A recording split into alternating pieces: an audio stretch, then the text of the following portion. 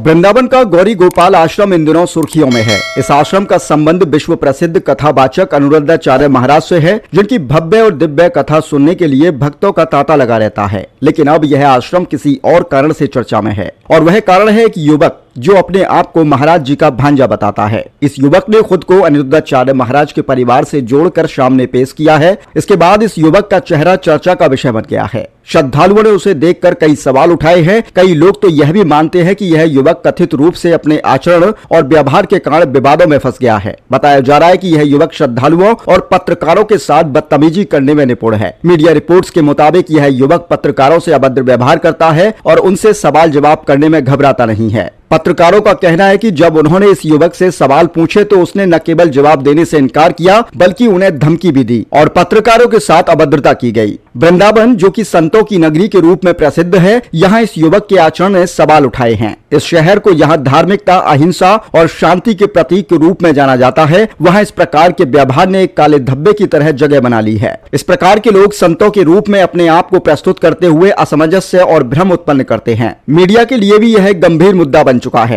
क्योंकि जब पत्रकारों को धमकियां मिलती हैं, तो यह संविधान के चौथे स्तंभ की स्वतंत्रता पर हमला होता है। लोकतंत्र में प्रेस को स्वतंत्र रूप से कार्य करने का अधिकार प्राप्त है, और किसी भी व्यक्ति या समूह द्वारा मीडिया को धमकी देना या दबाव डालना एक अपराध है। अब सवाल उठता है कि इस घटना के बाद वृंदावन पुलिस क्या कार्यवाही करेगी? क्या यह युवक इस गंभीर मुद्दे पर पकड़ा जाएगा या फिर मामले को हल्के में लिया जाएगा? श्रद्धालु और स्थानीय निवासी इस पर नजर बनाए हुए हैं। पुलिस विभाग से यह उम्मीद की जा रही है कि वह मामले की निष्पक्ष जांच करेगा और दोषी के खिलाफ कार्यवाही की जाएगी। इस पूरे घटनाक्रम में हर किसी की नजरें इस बात पर टिकी है कि क्या वृंदावन पुलिस इस गंभीर मसले पर ध्यान देगी और क्या कानून अपना काम करेगा। मथुरा वृंदावन, जो अपने धार्मिक महत्व के लिए प्रसिद्ध है, अब एक बार फिर विवादों में घिर गया है। यह न केवल इस नगर के लिए बल्कि पूरे धार्मिक समुदाय के लिए भी एक चिंता का विषय बन गया है। अब देखना यह होगा कि इस मामले का हल कब तक और कैसे निकलता है।